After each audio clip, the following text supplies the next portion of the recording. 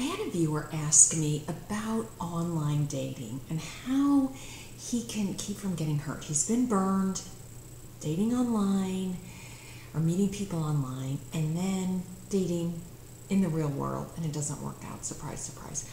I'm not saying that online dating doesn't work at all, because it does. You just have to approach it correctly and safely.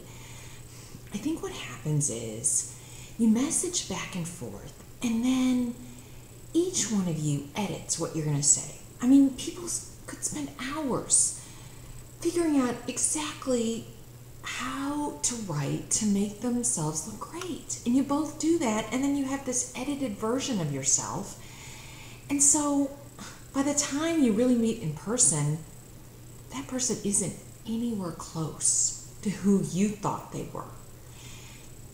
Compound that with the fact that the picture's probably 10 years old or it's doctored, and you're like, who is this?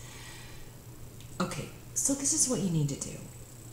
You need to stop spending so much time messaging back and forth. Forget it. You gotta meet in person, safely, public place, for lunch, do background checks. Safety is the most important thing. All right, the reason I say lunch is because lunch is an hour, and you can just get the heck out of there in an hour if things aren't going well. But you do dinner and a movie and you're stuck.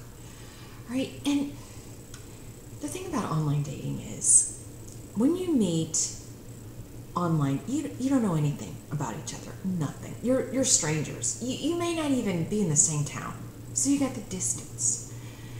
A lot of obstacles. Not to say that you can't overcome them, but when you meet in the physical world, you probably have something in common or someone in common. You probably know the same people, either through work or school, or someone knows someone who knows this person, that's how you met. So there's that to talk about. You have a basis.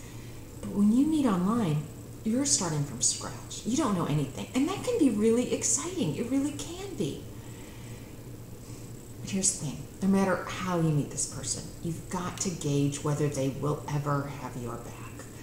I mean, if you spend this entire hour talking about the other person and they don't ask one single thing about you, run.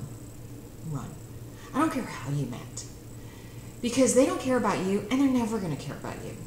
That's the biggest test right there. And you need to ask questions to draw them out. See if you share the same values. I've said this before, ask, where did you grow up? That is a loaded question, but good loaded, because there's so much you can draw from that. And you can go in all different directions. Oh, you grew up such and such place. I know so-and-so, or wow, I love the Cleveland Indians, or wherever. And then you can find out about their childhood. So how many siblings did you have? Did you get along with your parents, your siblings, your grandparents? Are your parents still together? There's a lot you can find out. And they will slowly start to open up if you do that. And make dates, as many as you can, in public places for lunch before you graduate onto an evening date. And remember, don't give up. Just be very, very careful.